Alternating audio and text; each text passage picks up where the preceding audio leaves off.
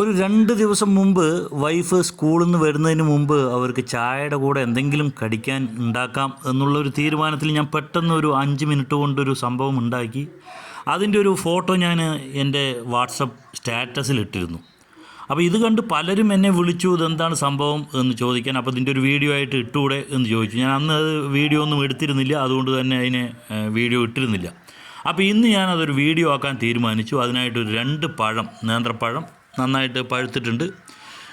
അപ്പോൾ ആ 2 പഴം ഞാൻ എടുത്തിട്ടുണ്ട്. ഇനി നമ്മൾക്ക് ചെയ്യേണ്ടത് ഇതിൻ്റെ തൊലിയൊക്കെ ഒന്ന് കളയുക. തൊലി കളഞ്ഞ് ഇതിനെ ചെറുതായിട്ട് മുറിച്ചെടുക്കുക, ചെറിയ കഷ്ണങ്ങളായിട്ട് മുറിച്ചെടുക്കുക എന്നുള്ളതാണ്. അപ്പം നമുക്കിതിൻ്റെ തൊലിയൊക്കെ ഒന്ന് കളഞ്ഞ് ഇതിനെ ചെറുതായിട്ടൊന്ന് മുറിച്ചെടുക്കാം. വീട്ടിൽ നേന്ത്രപ്പഴവും അതേപോലെ തേങ്ങ ചിരകിയതും എല്ലാം സ്റ്റോക്കിലുണ്ടെങ്കിൽ നമുക്ക് വളരെ പെട്ടെന്ന് തന്നെ ഈസി ആയിട്ട് ഉണ്ടാക്കാൻ പറ്റുന്ന രുചികരമായിട്ടുള്ള ഒരു, ചെറിയ കുട്ടികൾക്കും വലിയ കുട്ടികൾക്കും എല്ലാവർക്കും ഏത് പ്രായത്തിലുള്ളവർക്കും ഒരേമാതിരി ഇഷ്ടപ്പെടുന്ന വളരെ സ്വാദിഷ്ടമായിട്ടുള്ള, എന്നാൽ ശരീരത്തിന് ഒരു തരത്തിലും ഹാനികരമല്ലാത്ത ഒരു 4 മണി പലഹാരമെന്നോ എന്ത് വേണമെങ്കിലും പറയാം. നല്ല ടേസ്റ്റാണ്.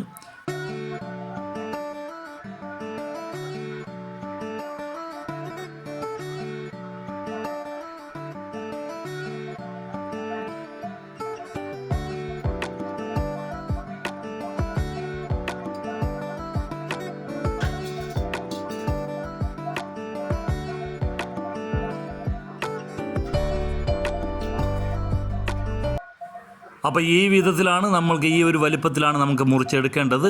എത്രത്തോളം ചെറുതായിട്ട് മുറിക്കുന്നുവോ അത്രത്തോളം നല്ലത് തന്നെയാണ്. അതുകൊണ്ട് ഈ ഒരു അളവിലെങ്കിലും മുറിച്ചെടുക്കുക. 2 പഴവും നമുക്ക് ഈ മാതിരി മുറിച്ചെടുക്കാം.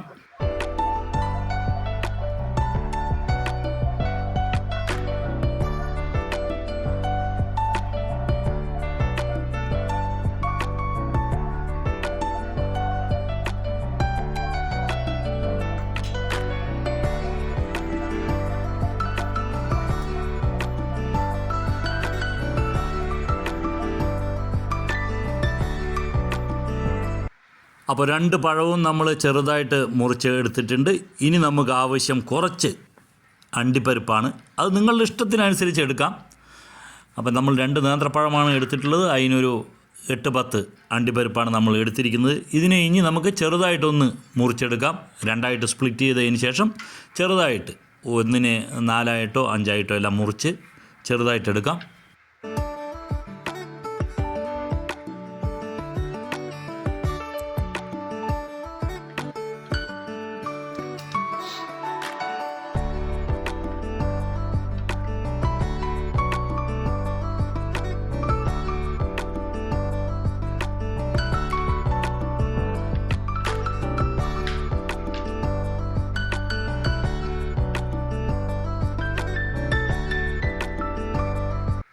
നമ്മളങ്ങനെ അണ്ടിപ്പരിപ്പും ചെറുതായിട്ട് മുറിച്ച് എടുത്തിട്ടുണ്ട്. ഇനി ഇതൊരു സൈഡിലേക്ക് വയ്ക്കാം. ഇനി ഒരു പാൻ വയ്ക്കുക. അടുപ്പിൽ ഒരു പാൻ വെച്ചതിന് ശേഷം നല്ലപോലെ ഒന്ന് ആ പാൻ ചൂടാക്കുക.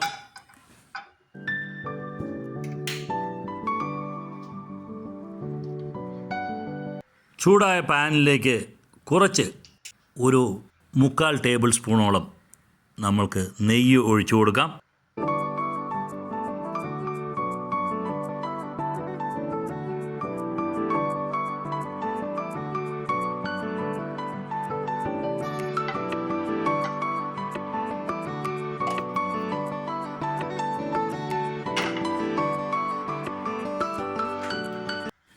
ഇനി ആ നെയ്യിലേക്ക് നമ്മൾ ചെറുതായി മുറിച്ച് വെച്ചിരിക്കുന്ന അണ്ടിപ്പരിപ്പുകൾ ഇട്ട് കൊടുക്കാം. അണ്ടിപ്പരിപ്പുകൾ ചെറുതായിട്ടൊന്ന് വറക്കുക. ചെറിയ തീയിൽ വെച്ച് വറക്കാൻ ശ്രമിക്കുക. കാരണം നമുക്കിതിനി ഒരുപാട് നേരം ഇതിൽ അടുപ്പിൽ കിടക്കേണ്ടതാണ്. അതുകൊണ്ട് ഇല്ലെങ്കിൽ കരിഞ്ഞു പോകും. അതുകൊണ്ട് ചെറിയ തീയിൽ ഒന്ന് വറക്കുക. കാരണം ഇതിൻ്റെ കൂടെ നമുക്കിനി പഴം, അതേമാതിരി തേങ്ങ ഇതെല്ലാം ചേർക്കേണ്ടതുണ്ട്. ഈ ഒരു തവി വെച്ചാണ് നമ്മൾ ഇത് ഇളക്കുന്നത്. കാരണം ഇത് ഞാൻ പറഞ്ഞു 2 ദിവസം മുൻപ് നമ്മൾ ഈ ഒരു സംഭവം ഉണ്ടാക്കിയിരുന്നു. അപ്പോൾ ഇളക്കുന്ന സമയത്ത് ഈ ഒരു തവിയുടെ വാല് അത് ഒടിഞ്ഞു പോയി. അപ്പോൾ അതുകൊണ്ട് ഈ ഒരു തവിയുടെ ഈ ഒരു ഭാഗം വെച്ചാണ് നമ്മൾ ഇത് ഇളക്കുന്നത്. കാരണം ഇതൊരു നോൺ സ്റ്റിക്ക് തവയായതുകൊണ്ട് തന്നെ നമ്മൾക്ക് മരത്തിൻ്റെ തവി മാത്രമേ അതിൽ ഉപയോഗിക്കാൻ പാടുള്ളൂ എന്നുള്ളതാണ്. അതുകൊണ്ട് മരത്തിൻ്റെ തവി വേറെ ഇല്ല. ഇനി നമ്മൾക്ക് ഇതിലേക്ക് നമ്മൾ മുറിച്ച് വെച്ചിരിക്കുന്ന പഴം ഇട്ട് കൊടുക്കാം.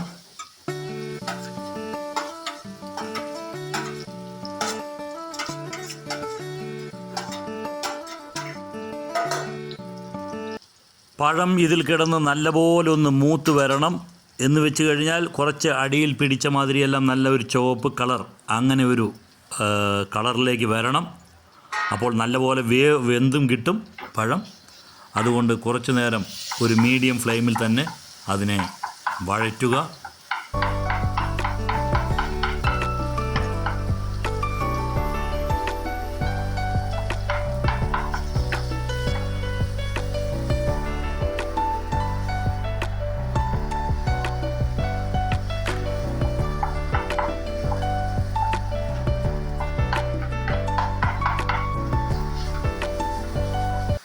പഴത്തിൻ്റെ കളറെല്ലാം ഏകദേശം മാറി തുടങ്ങിയിരിക്കുന്നു. പഴം നല്ലപോലെ വെന്തും കിട്ടിയിരിക്കുന്നു. ഇനി നമ്മൾക്കിതിലേക്ക് ചേർക്കാനുള്ളത് ഒരു പിടി തേങ്ങ ചിരകിയതാണ്.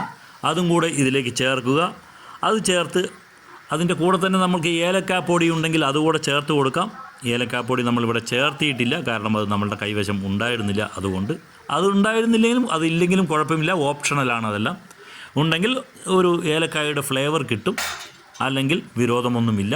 അപ്പോൾ ഈ തേങ്ങ ഇട്ട് കൊടുത്ത്, തേങ്ങയും നിങ്ങളുടെ ഇഷ്ടാനുസരണം 1 പിടിയോ 1.5 പിടിയോ ഇട്ട് കൊടുക്കാം.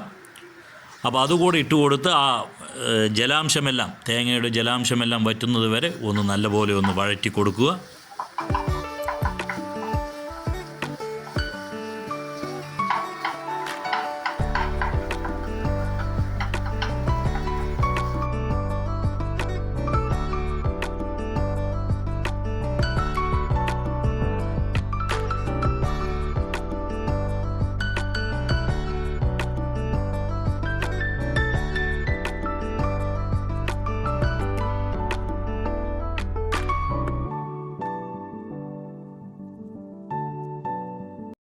തേങ്ങ നല്ലപോലെ ചൂടായി അതിലത്തെ വെള്ളമെല്ലാം വറ്റിയതിന് ശേഷം നമ്മൾക്കിതിലേക്ക് കുറച്ച് ഒരു 1-2 സ്പൂൺ പഞ്ചസാരയാണ് ഇട്ട് കൊടുക്കേണ്ടത്. ആ പഞ്ചസാര കൂടെ ഇട്ട് കൊടുത്ത് നല്ലപോലെ ഒന്ന് ഇളക്കി യോജിപ്പിക്കുക.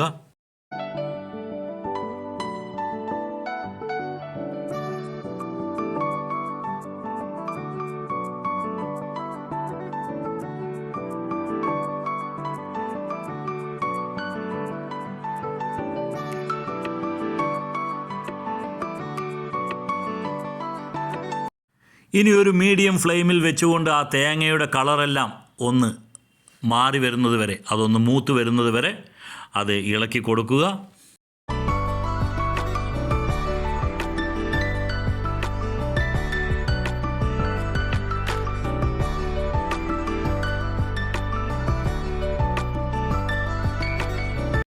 പഴം, തേങ്ങ ചിരകിയത്, അണ്ടിപ്പരിപ്പ്, അതേപോലെ നെയ്യ്, ഇത്രയും ചേരുവകൾ ഉണ്ടെങ്കിൽ 10-15 മിനിറ്റിൻ്റെ ഉള്ളിൽ തന്നെ തയ്യാറാക്കാൻ പറ്റുന്ന സ്വാദിഷ്ടമായിട്ടുള്ള വിഭവമാണ്.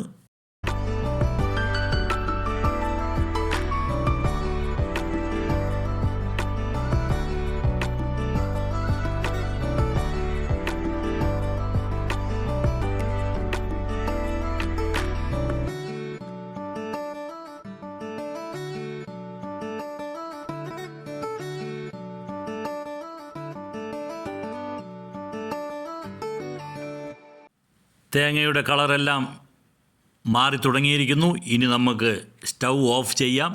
ഇതിനെ കുറച്ചൊന്ന് ആറാൻ അനുവദിക്കുക. കാരണം ഈ ചൂടോടെ നമുക്ക് അത് ഉരുളകളാക്കാൻ പറ്റില്ല, ഭയങ്കര ചൂടായിരിക്കും. ഒന്ന് ചെറുതായിട്ടൊന്ന് ആറിയതിന് ശേഷം മാത്രമേ നമുക്ക് ഓരോ ഉരുളകളാക്കി ഓരോ ഉണ്ടകളാക്കി മാറ്റാൻ പറ്റുകയുള്ളൂ. അതുകൊണ്ട് ഇതിനെ ഒന്ന് തണുക്കാൻ അനുവദിക്കുക.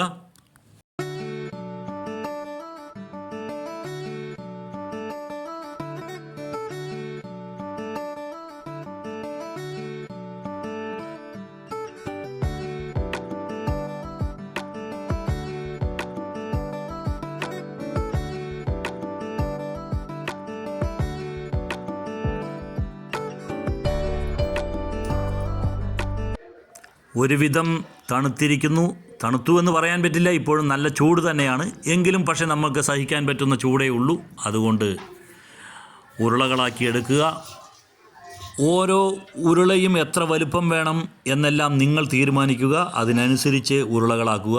നമ്മൾക്കിപ്പോൾ ഈ 2 പഴവും ഒരു 1.5 പിടി തേങ്ങയും എല്ലാം എടുത്തതിൽ നിന്ന് നമ്മൾക്ക് ഒരു 11-12 ഉരുളകളാണ് കിട്ടിയിരിക്കുന്നത്. എന്ന് വെച്ചാൽ നമ്മളുടെ അത്ര ഒരു മീഡിയം സൈസിലുള്ള ഉരുളകളാണ് നമ്മൾ ആക്കിയിരിക്കുന്നത്. നിങ്ങൾക്ക് കണ്ടാൽ അറിയാം.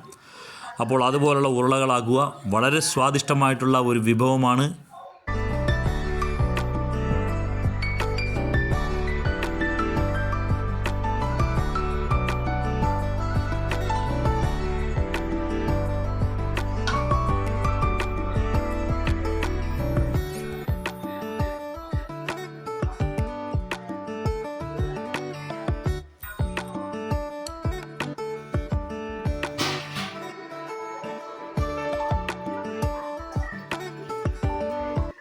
ഫ്രണ്ട്സ്, അപ്പോൾ നിങ്ങളും ഈ ഒരു വിഭവം ഉണ്ടാക്കി നോക്കുക.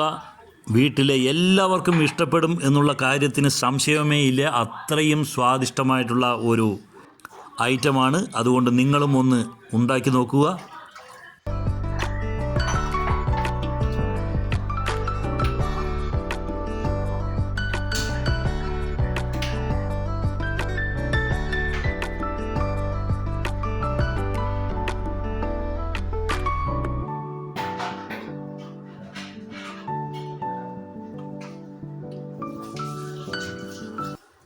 നമ്മളുടെ ഇന്നത്തെ ഈ ഒരു വീഡിയോ നമ്മൾ നിർത്തുകയാണ്. നിങ്ങൾക്ക് ഈ വീഡിയോ ഇഷ്ടപ്പെട്ട് കാണുമെന്ന് വിചാരിക്കുന്നു. നിങ്ങൾ ആദ്യമായിട്ടാണ് ഈ ചാനൽ കാണുന്നത് എന്നുണ്ടെങ്കിൽ ഈ ചാനൽ സബ്സ്ക്രൈബ് ചെയ്യുക. എല്ലാവരും ഈ ഒരു വീഡിയോ ലൈക്ക് ചെയ്യുക. എല്ലാവരും ഈ ഒരു വീഡിയോ ഷെയർ ചെയ്ത് മറ്റുള്ളവരിലേക്ക് കൂടെ എത്തിക്കുക. അടുത്ത ഒരു വീഡിയോയുമായിട്ട് വരുന്നവരേക്കും ബൈ, എൻജോയ്.